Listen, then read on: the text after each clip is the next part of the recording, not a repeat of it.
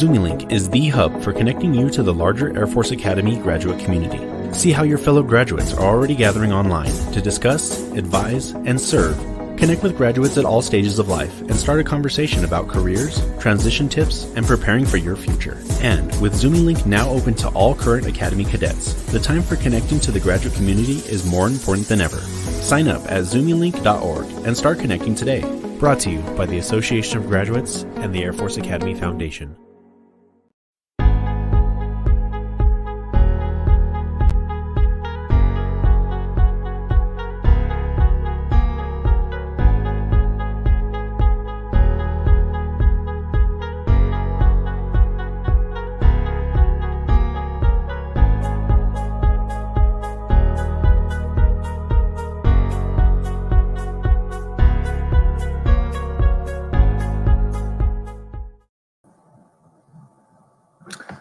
Good afternoon from Doolittle Hall. Good evening, wherever in this fine country that we find you today. I'm Chris Brewer, Vice President of Development for the Air Force Academy Foundation. And I just want to kick things off and say thank you. Thank you to everybody for participating, for your support, for staying connected to the Academy. You're making a difference. You're part of what is helping the Academy drive it forward, continue to improve, be better every day, and ultimately support our cadets. Be better leaders in and out of the Air Force, and just staying connected and listening today and staying up to date with what's happening here is an important piece of that. So we appreciate you participating from all of us at the Air Force Academy Foundation and the Association of Graduates. So with that being said, I will cut my opening remarks short and get off stage. And today we have the opportunity to listen to and talk to Brigadier General Yusafuddin Faculty Linell Letendre, class of 1996. So we'll turn it over to her, give her a chance to talk to us for a little bit, and then we've got some chat open for some live questions. I've got some of my own questions to throw out there, the real brain busters for. And so with that being said, ma'am, thank you for doing this, for participating, and the floor is all yours. Well, thank you so much, Chris, and to all of our Association of Graduates, to our foundation, and everyone who's tuned in. Whether you're a grad, a parent, an admissions liaison officer, or just a staunch supporter, we're so pleased that you remain a part of our community and a part of our community that is strong, and that we know is so critical to supporting our cadets each and every day. I'll probably start with a little bit of a recap about where we've been, some of the amazing silver linings that we've found even in the midst of a global pandemic, and then hopefully give you a taste of what we're looking at towards the future and how you can be involved. Absolutely want to hear your questions. And so I know Chris will forward them on, and I'll leave plenty of time for Q&A towards the end. So to be frank, about a year ago, I was just settling in to being dean. I'd been dean this time last year for a whopping 3 months. Our biggest challenge at the time was how many more snow days we were going to have, and lo and behold, we found ourselves in the midst of a global pandemic. And I will tell you, I did not, when I was interviewing with the secretary and the chief of staff, never envisioned a challenge that looks and feels the way COVID does. You can and should be rightfully proud of what our Air Force Academy did.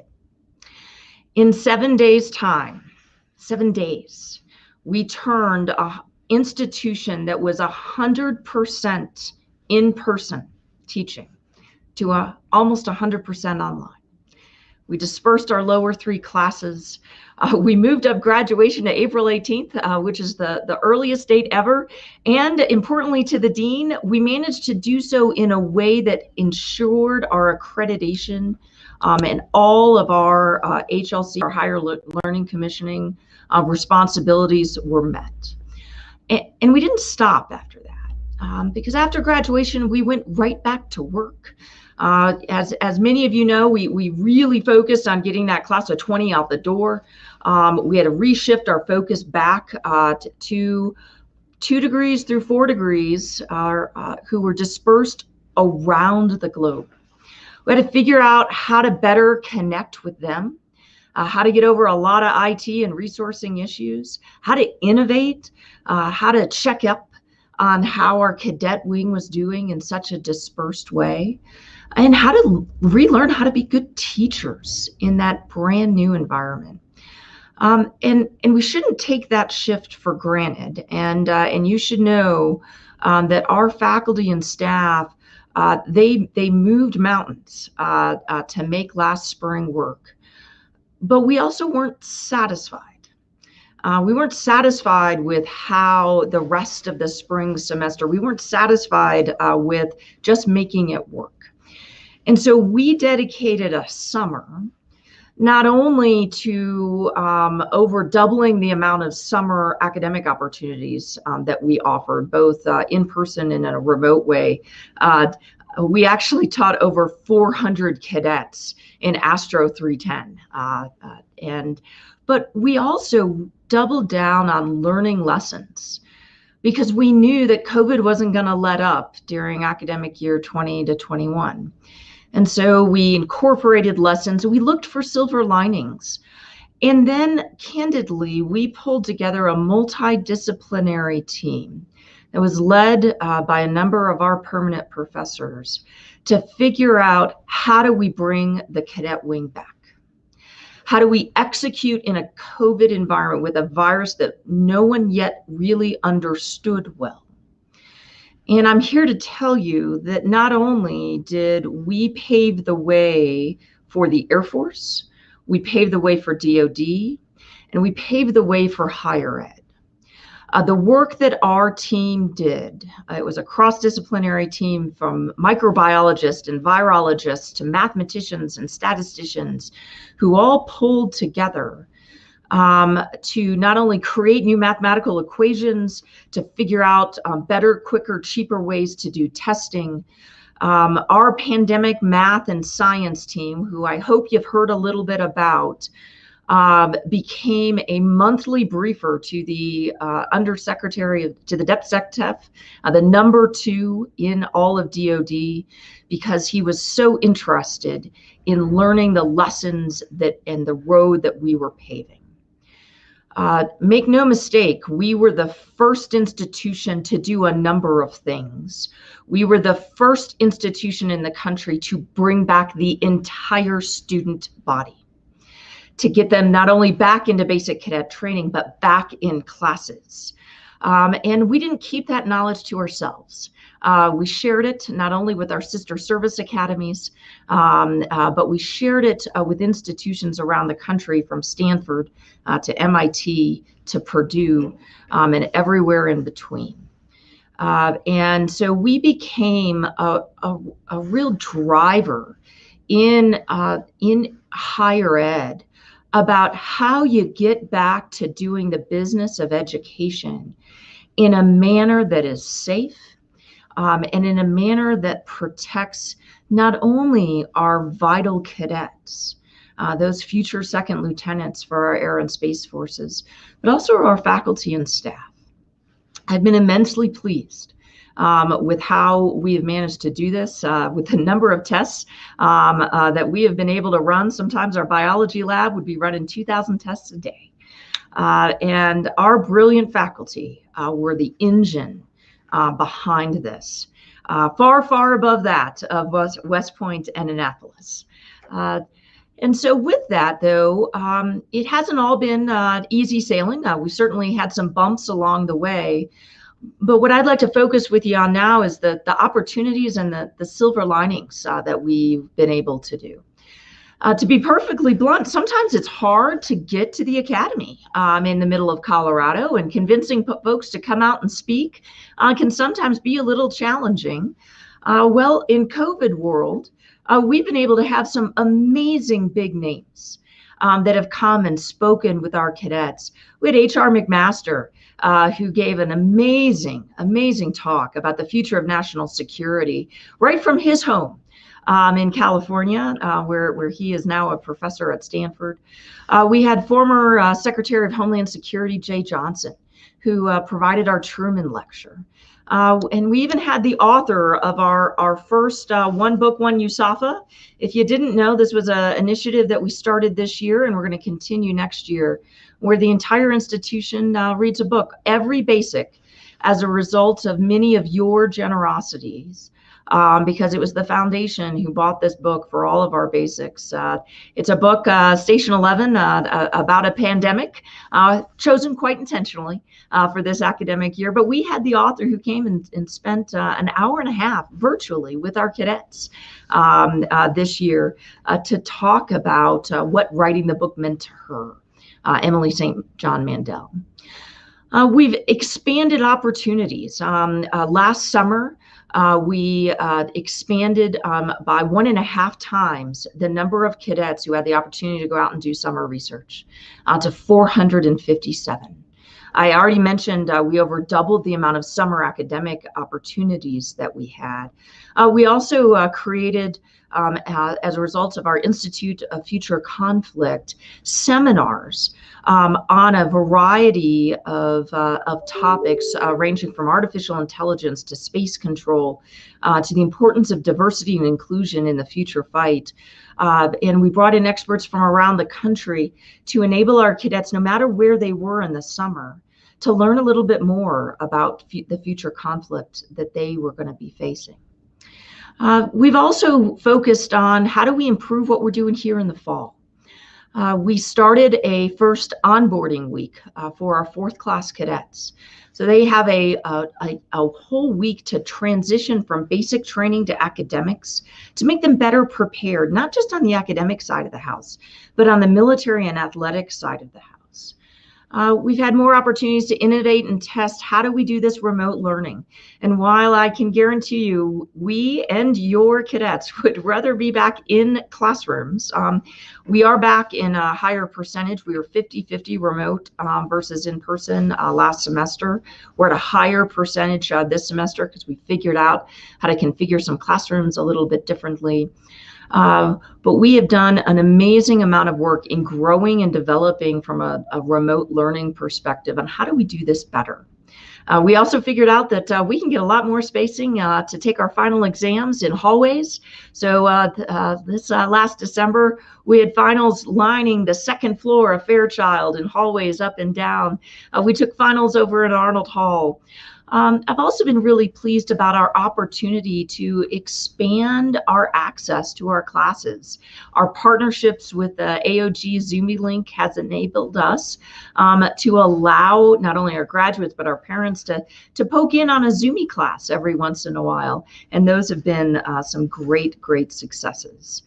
And my personal all-time favorite and my personal silver lining as dean is that we officially have no more snow days. I can guarantee you this has made me the least favorite dean in the history of the cadet wing, and that's okay. But we don't miss class anymore. In fact, we had 10 inches of snow up at my house in Monument today, and just a bulk of our classes just went remote because we know how to do this. With that, though, what I'm also pleased to say is that we've gotten our feet under us with respect to COVID, and we're able to start looking up and out, looking at our future. And I'd like to share with you the 5 goals that are now part of the new DF strategic plan that's going to take us over and out over these next 5 years. And those goals are first and foremost to promote and sustain a culture of dignity and respect. Number 2 is to prepare for future conflict, not just to prepare our cadets, but to ensure our faculty, especially our uniformed wearing faculty who are going to return back to our air and space forces, are ready for that future fight. We want to foster a culture that embraces innovation. We want to make sure that we're doing all of this and executing our operations in an integrated, accountable, and agile manner. And 5th and finally, we want to ensure that we have established a world-class reputation. So those are a lot of lofty goals. What comes underneath them? Well, I'd like to walk through some examples of some lines of effort that we have within the Dean of Faculty that are going to promote those particular goals.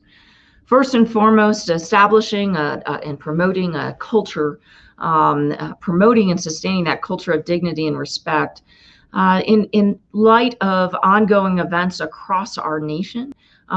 With respect to diversity, equity, and inclusion, we participated along with the entire institution in an internal race review.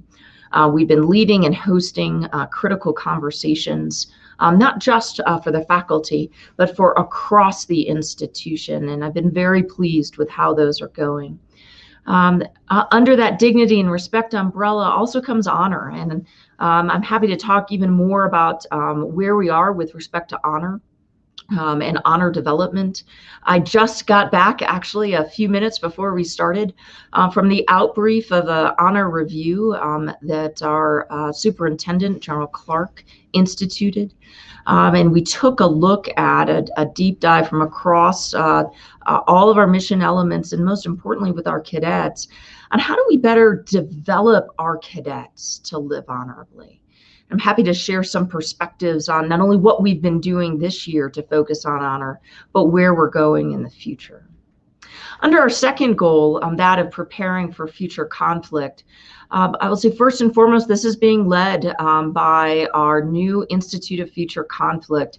And my hats off and my thanks to the foundation and to many of our graduates in our grad community for helping us to move out on the IFC.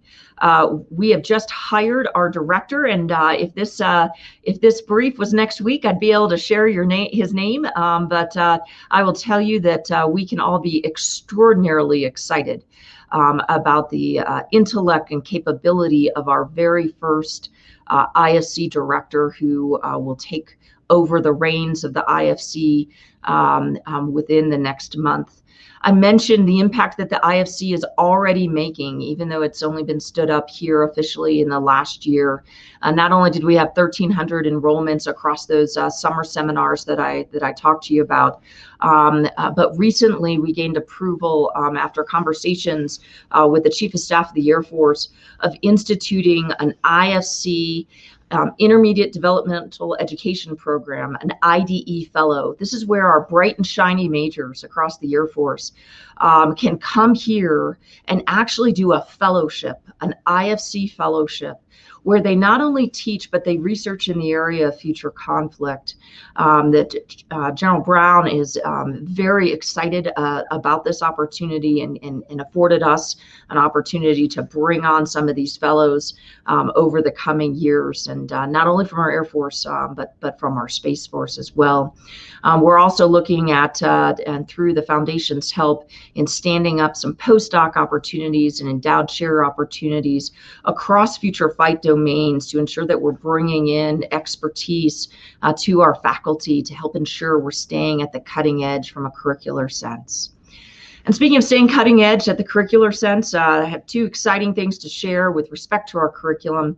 In the midst of COVID, we were also able to stand up and approve a new data science major, along with a new space warfighting minor curriculum.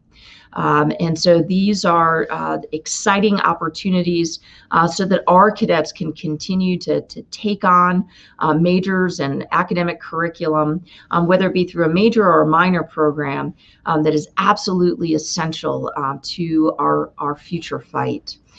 We've also been in the Space Force realm.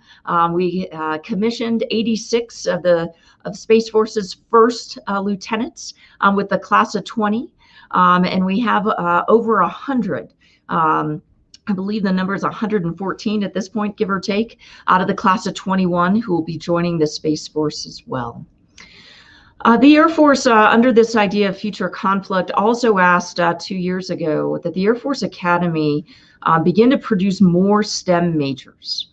And let me be clear when I say this, that it is equally important that we produce graduates from this institution who are well-versed in the social sciences and humanities, but we weren't meeting the requirements that the Air Force and now the Space Force has with respect to STEM. The foundation stepped up yet again and helped us because we identified that one of the things we needed to work on was how we were advising our fourth class cadets, our freshmen, our fourth class cadets in choosing their major. And so this year we instituted something called My Majors. It's an app, and for you parents out there of the class of 24, please feel free to talk to your cadets about it.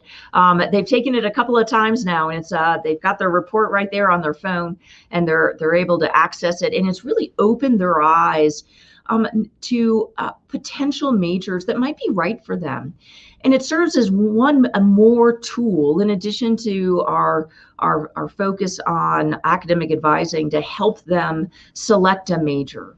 What I've also seen is that we've absolutely met the growing need for our Air Force with respect to STEM majors. And let me just give you some percentages. In the class of 20, we graduated 45% of that graduating class as STEM majors. This year's graduating class will have 49. Our current 2 degrees are at 53%, and our class of 23 is at 61% STEM majors.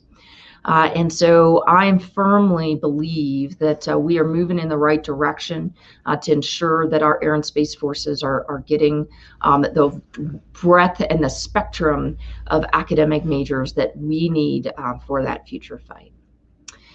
To that third goal, that fostering a culture that embraces innovation, what I'll tell you is we've been undergoing some massive IT upgrades, some long overdue ones, to be perfectly frank, and they came just in the nick of time. If we had not moved out on Office 365 when we did, I'm not sure we actually could have moved the institution to 100% remote.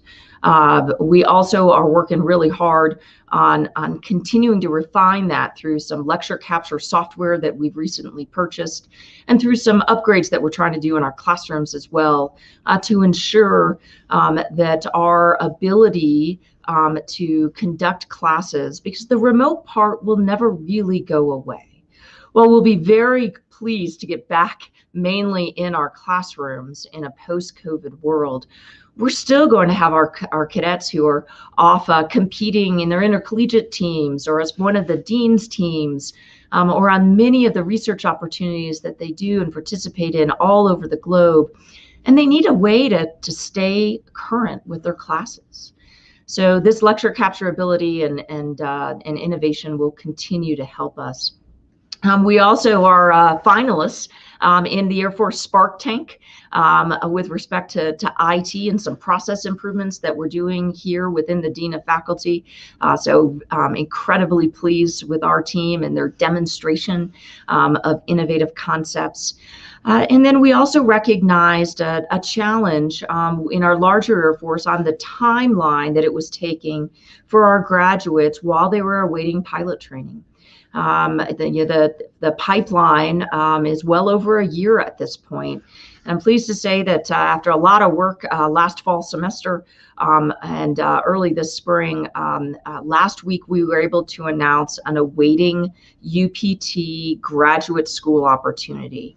So in addition to the a little over 10 to 12% of a graduating class that we routinely send off to grad school, the class of 21 and 22 and 23, because we've gotten permission to do this for the next 3 years, for those who are awaiting pilot training and will have to wait over a year, we now have the opportunity for those cadets to go on and spend their year, as opposed to twiddling some thumbs at a particular base, but to go ahead and get their master's degree. And we've partnered with AFIT with respect to some particular master's programs that our Air Force needs. And that's just a huge innovative win for our graduates moving out and taking advantage of some of that time before they hit UPT. On the integrated, I'll tell you that goal 4, which is about this integrated, agile, and accountable operations, it sounds like the most boring one out of the strategic plan, and in my mind, it's one of the most important. We have a number of lines of effort. I'll just highlight 2. One has been our continued work with our career fields to ensure that we have the right alignment between career fields and what their desired, preferred, or required academic majors are. We've had a disconnect that has grown over the years on kind of a misunderstanding of maybe what the Academy's teaching and how we can better align our career fields with those particular academic majors. And candidly, for many of our career fields, to open the aperture a little bit and to make sure that they understand the full breadth of what our various academic majors bring. So that's been some great work led by our permanent professors in working with AFPC and the career field managers. Also very pleased with our growing enlisted faculty opportunities. And we will actually have the first enlisted AFIT grad who will come and teach systems engineering for us in the summer of 22. We currently have a handful of other enlisted faculty that are bringing great opportunity and diversity to our classrooms. We'll also be hiring what we believe to be a PhD enlisted member who will come and teach in our Military Strategic Sciences Department as of this summer. So some exciting opportunities there to continue to grow who our faculty and our faculty pipeline are. So to the last point on our last goal, and I'll say that the first 4 goals for DF align directly from the 4 goals of our USAFA strategic plan. The last goal is the one that the faculty wanted to take on our own. And it was important to us to establish a world-class reputation. And that has a number of components that fall underneath. First and foremost is a refined faculty development program. We're actually bringing on a tenure system and working right now through the nuances of what that means. We were the last service academy and candidly the last military school to bring on a tenure system. And we're making sure that that system as it gets developed is the right one for our academy. And with that comes coupled an ability to continue to grow and develop our faculty, regardless of if they're uniformed or if they're civilian. I'm also very pleased with some of the leaps that we are taking in our classrooms and in some of our classroom spaces. Through some help with the foundation, not only are we starting a virtual reality cadaver lab within our biology department, but candidly, it's only a matter of a couple of months and we are going to be breaking ground on the Madeira Cyber Innovation Center. Which will bring together a very important aspect of that future fight, that cyber domain alongside innovation and fusing it in a building that not only inspires our cadets and our faculty, but allows us to integrate in a better way, in a more seamless way with our community and importantly with our civilian partners. I've already mentioned my thanks to the foundation for helping us with our One Book, One USAFA. We will continue that again this next summer. We're currently in the process of not only selecting a theme for our next book, but then purchasing our book. I'll make sure to also share it with all of you so that if you'd like to read alongside with us, you can be a part of our One Book, One USAFA read. Part of that is gets kicked off at convocation. We've now had 2 convocations. That's the big ceremony at the beginning of an academic year. We'll start our 3rd. Candidly, it's become quite a routine at this point. And so we're excited about having that. And we do that during the end of that onboarding week for our 4 degrees. So I'm here to say, number one, I hope the takeaways that you walk away with is how incredibly proud I have been of our faculty and staff, and also of our cadets. They've had a lot of curveballs thrown at them over the course of this last year, and they have risen to every single challenge. They're doing fantastic. They're learning and participating in academics and research, as well as the rest of what makes us a military service academy. And you should be rightfully proud, not only of our cadets, but of all of our permanent party and leaders here. But second, I hope you walk away with a sense of my excitement about where we are headed. And that I truly believe that we are going to leave this global pandemic better than where we started, and with a very clear vision for where we are going. And with that, I will turn the rest of it over to the questions that I know some have been sent in before, but many that are rolling in right now, Chris. So go ahead, fire away. Yes, ma'am, and thank you for that update and being as comprehensive as you were. You answered my hardest question, so we've got a list of easy ones. But again, thank you for doing this and the partnership that you've been for the foundation and the AOG, first in the law department and now as dean. It's been tremendous, and I hope in both roles and your colleagues have seen that. And been able to experience and enjoy some of the fruits of that partnership. So the first question I've got, and some of these are my questions from my conversations and travels. So if they're too hard of a question, you can anonymous graduate. But the first one is as we look at the Institute for Future Conflict and maybe touching on what that means a little bit, but as we look at that and the Madera Cyber Center groundbreaking later this year, and the changing nature of warfare, right? Like our cadets are going into a war to fight a war in a battle that looks different than it did 30 years ago, 40 years ago, 10 years ago. How do you see the different mission elements working together and in concert with CCLD in ensuring that not only do we have the best war fighters, but we have the best humans as well?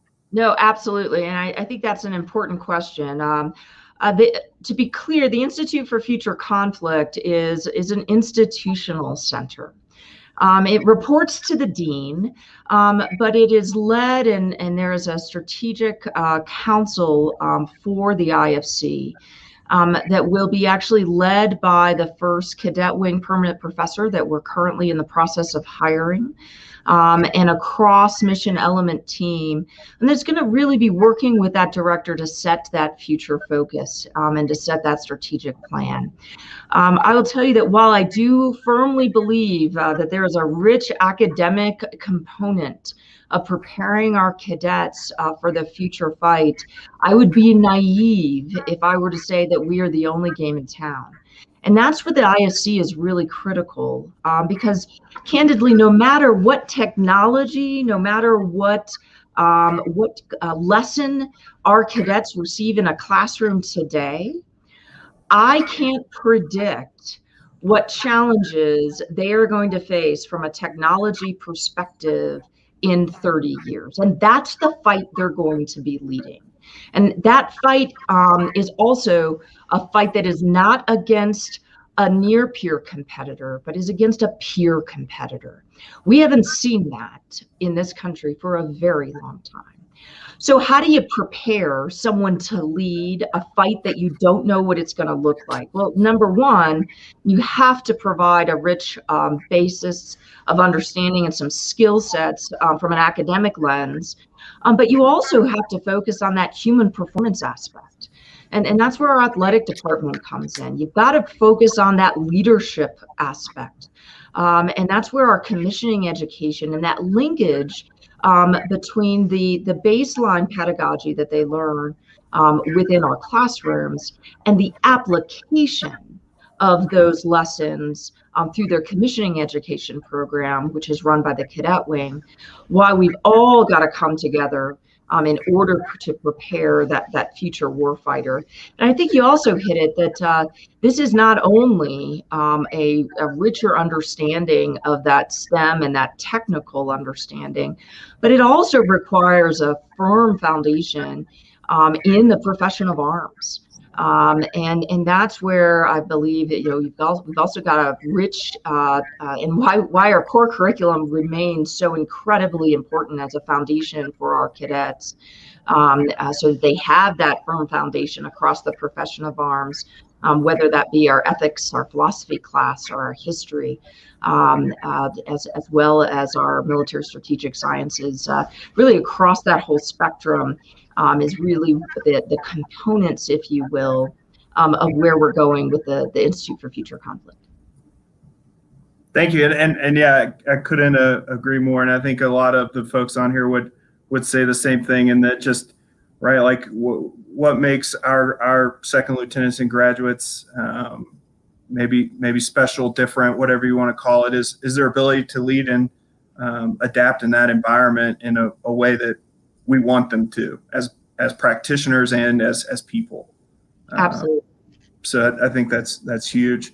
One of the kind of along a similar line, and I don't know if you saw, there was the 60 Minutes piece on the solar winds last Sunday that proudly featured General Chris Inglis, class of '76, as well as Kevin Mandia, an Air Force guy, talking about how private industry, defense agencies all interact together, in particular in that cyber realm. What do you see the Academy's role in that fight that we're having right now? And perhaps I think some folks would say we have some work to be done there. What is the Academy's role with the Air Force and the Space Force? So I think the Academy's role there is to really lay a foundation. Once upon a time in the Eisenhower era, right, we had all the innovation in the world could be found in the defense industrial base. That ceased a long time ago.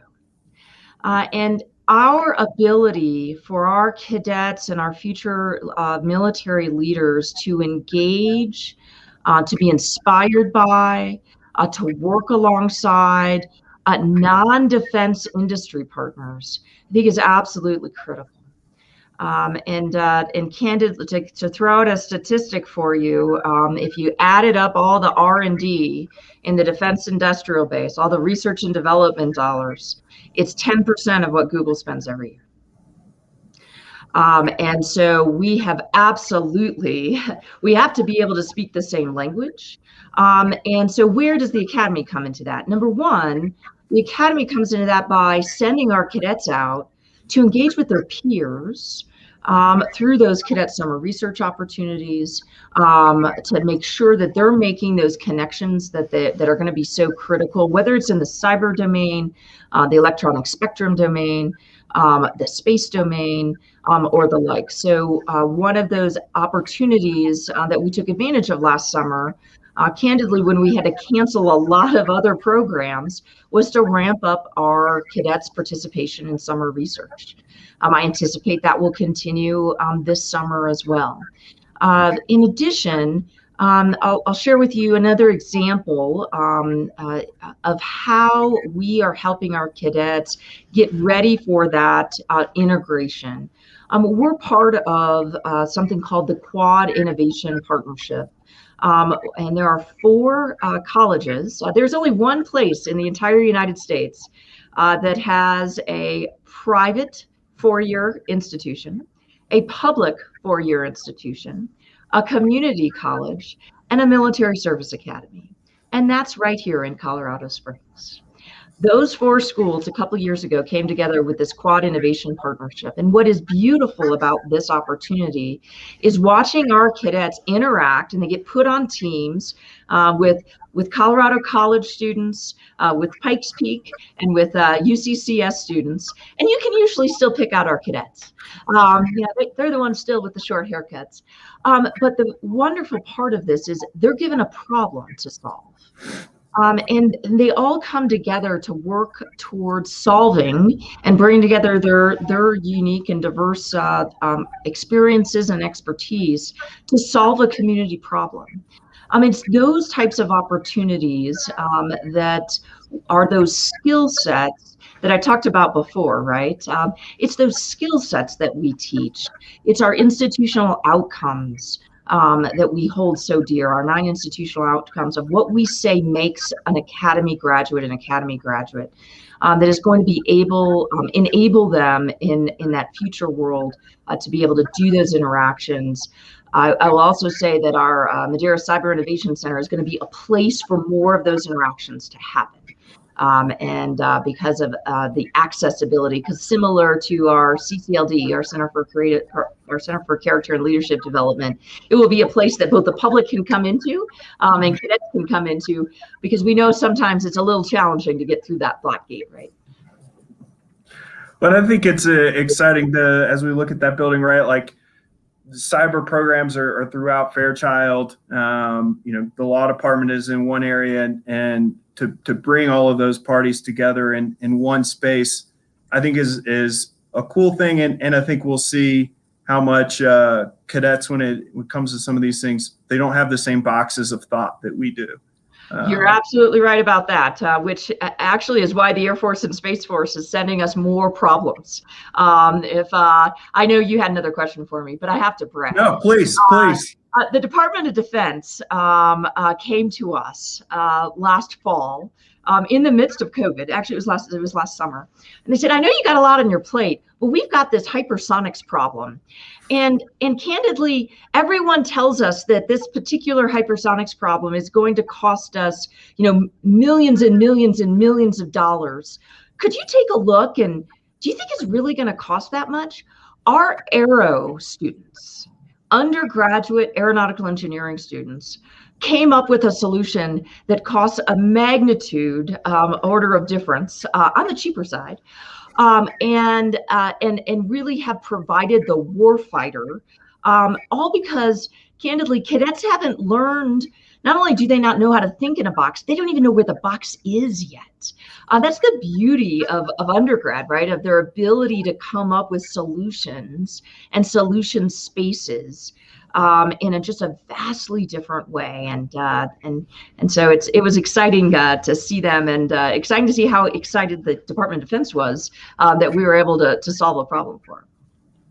Yeah, no, I think that's the exciting part, that I'm sure for you and your colleagues throughout the building is exciting to see that the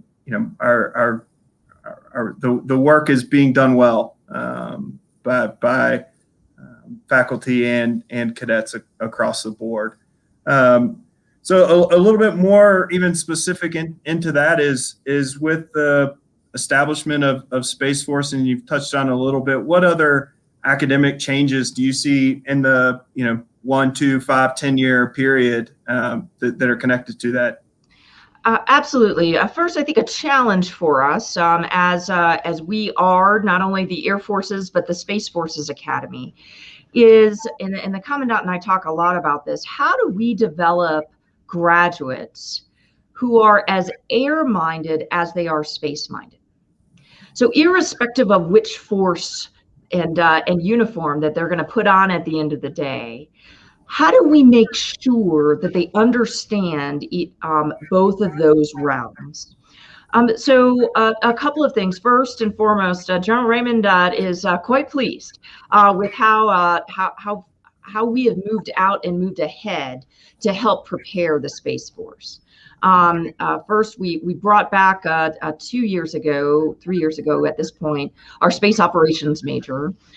Second, I mentioned the space warfighting minor, and that has several different tracks associated with it.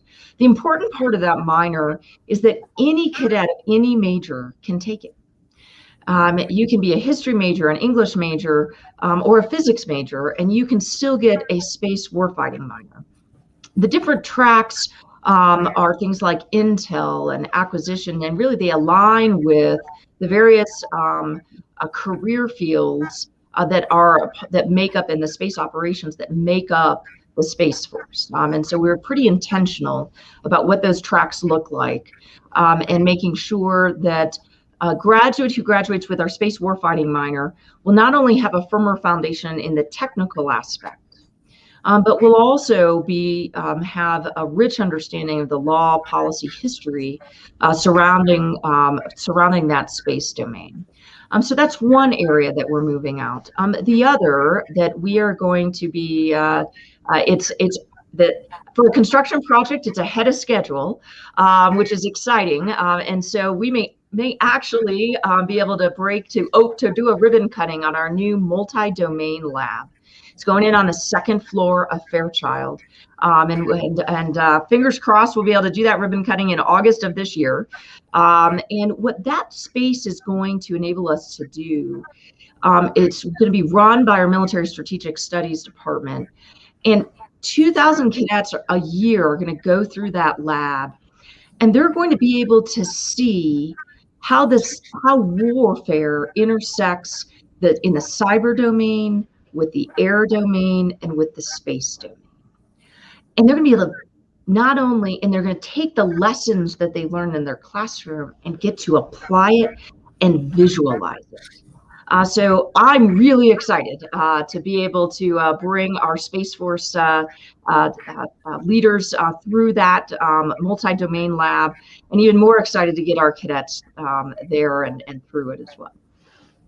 That's great. And so our next question, and I'll put you on the spot a little bit as the guy from the foundation, and you've touched on it a little bit, but how has and how do you envision private support and philanthropy helping you accomplish those 5 goals and things that may come in the future?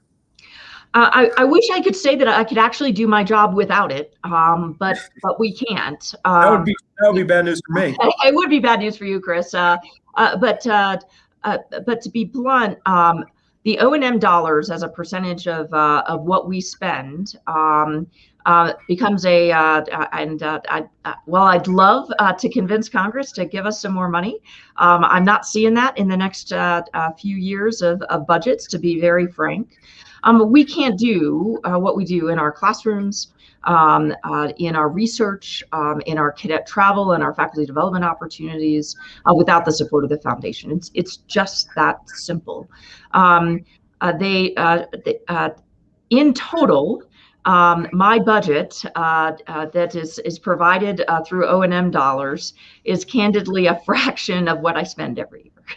And some of that is research dollars that is coming in, not only research from government agencies, but research dollars from corporations that partner with us to explore different ideas. But a huge segment is also the gift that the foundation, as well as other foundations, so generously provide, that really enable a margin of excellence for our cadets and for this institution in a way that we just can't operate without. I think the Institute for Future Conflict will be a great mechanism by which we can really see the results of those gifts. And where we're putting them to work.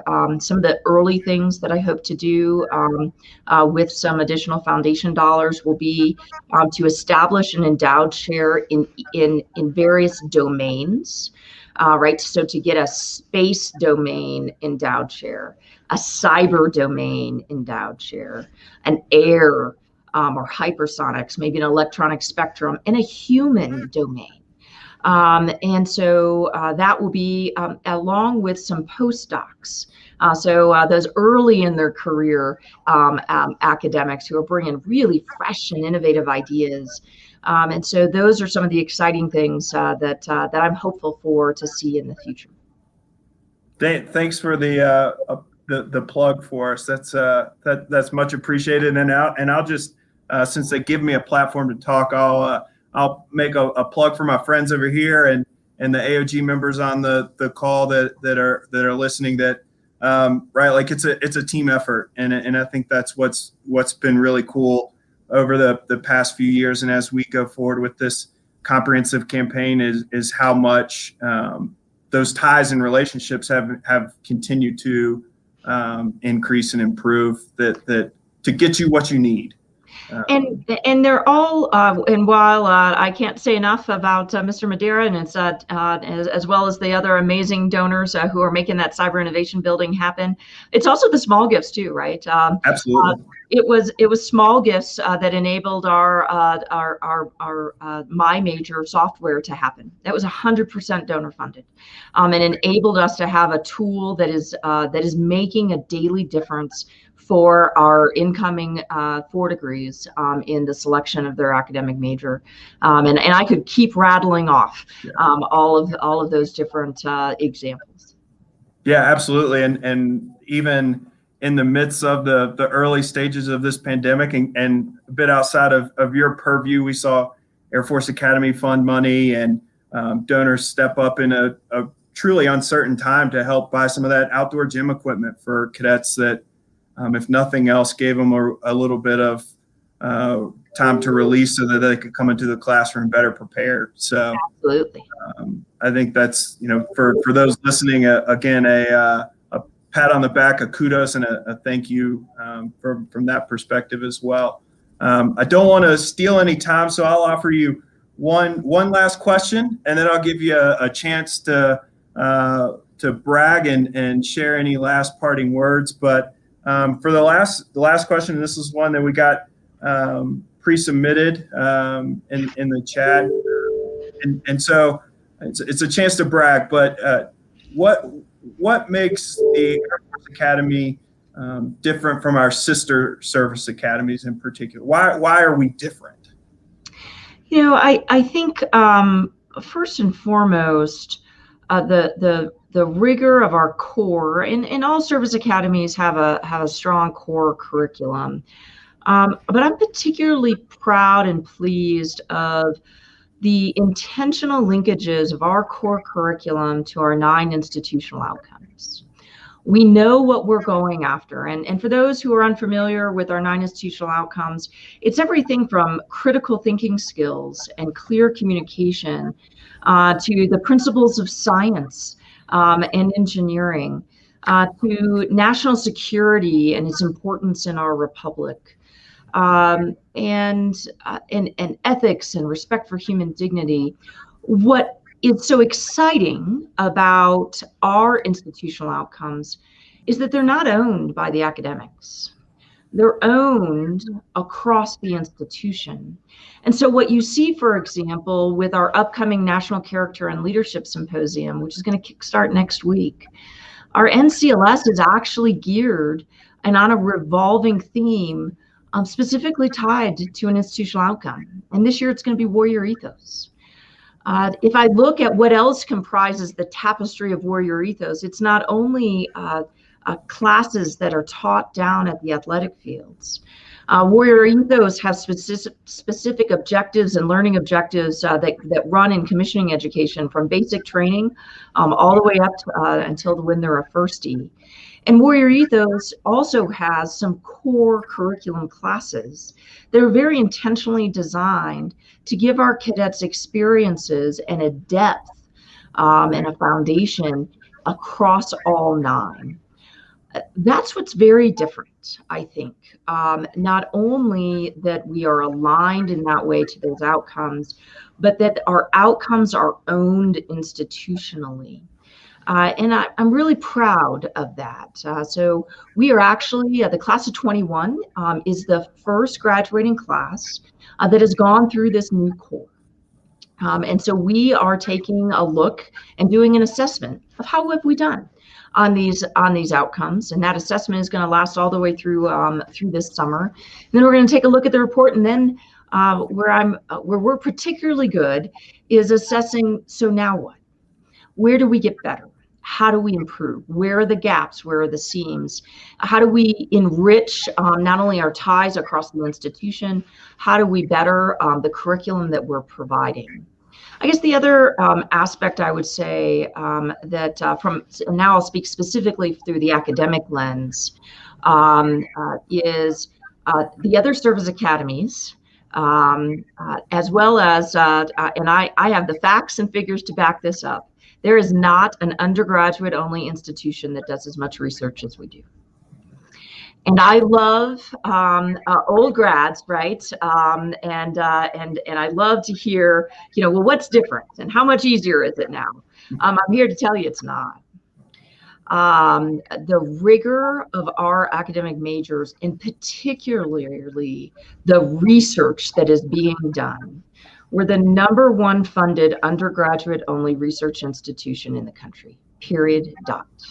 We are an order of magnitude of research. We do $40 to $60 million a year of research at this institution. And we don't do research unless a cadet is with us. And that's what makes service academies so different. Our faculty don't do research just for their own sake. They've got a cadet alongside who is learning and growing and doing that research along with them. And this spans academic majors.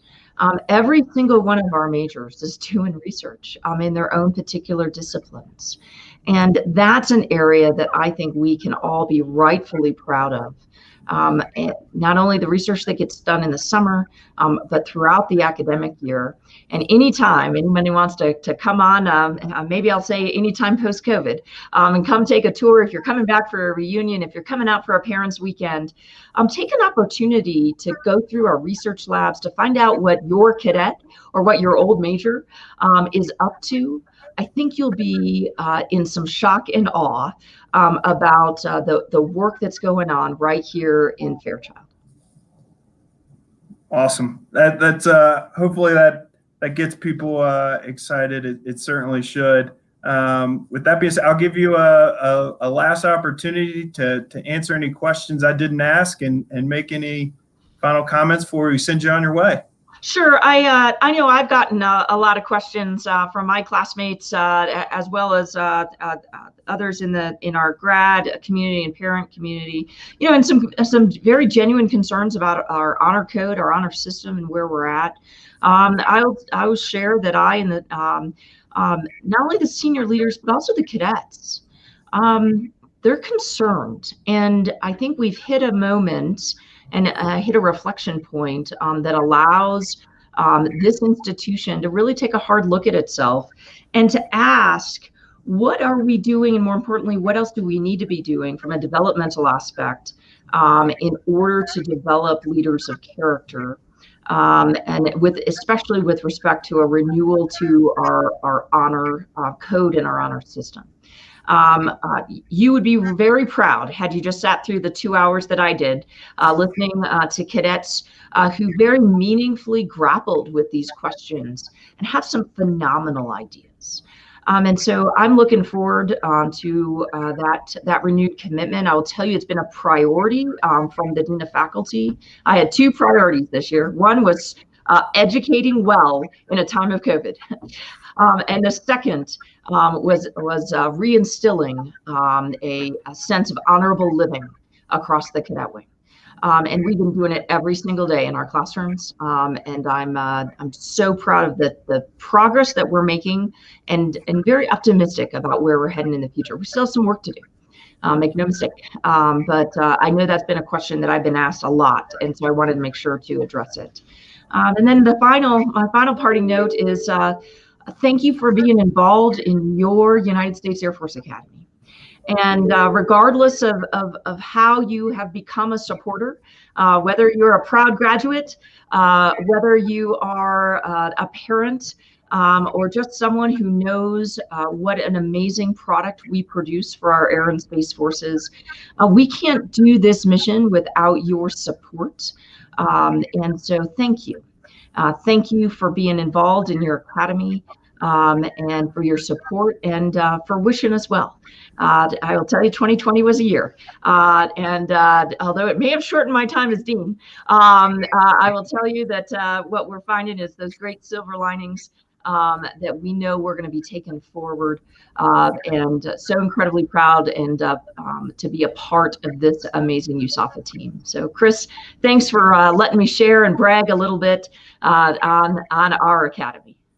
Absolutely, and I'll just warn you, I've heard General Clark say that COVID may have lengthened his stay, so you may not get out as easily as you thought. So just keep that, just keep that in mind. I mean, work to be done, I suppose. There's right? a lot of work to be done. So and I'm having a great time. I really am. Which even during COVID. No, and again, seriously, thank you for the time, for the partnership, the support, the help. the vision and everything that you do to not only make the academic world at the Academy better, but the Academy as a whole. I think the leadership at the Academy, from one guy sitting in Doolittle Hall this evening, couldn't be better. And there's a lot of excitement, and that helps our world. And I think it helps everybody be excited, and certainly can help recruiting and everything else. So again, thank you. And hopefully be able to see you soon, and elbow bump versus virtually over Zoom. Sounds good. I look forward to that day too. Yes, ma'am. Be well. All right. Thanks, Chris. Thank you. And to everybody else, again, thank you. I hope you enjoyed the chance to hear from the Dean, and to humor me on my national television debut. I appreciate that. Again, feel free to reach out, stay in touch with the team on the foundation. I know us and my friends beside me in the AOG are anxiously waiting the day that we can come and see everyone and be together in person, and hopefully that can be later this year. And we very much look forward to it. And until that time comes, look for future invitations to do similar things for the AOG members. Be sure to vote and stay connected to your Academy. So have a wonderful evening, and hope to see you all soon.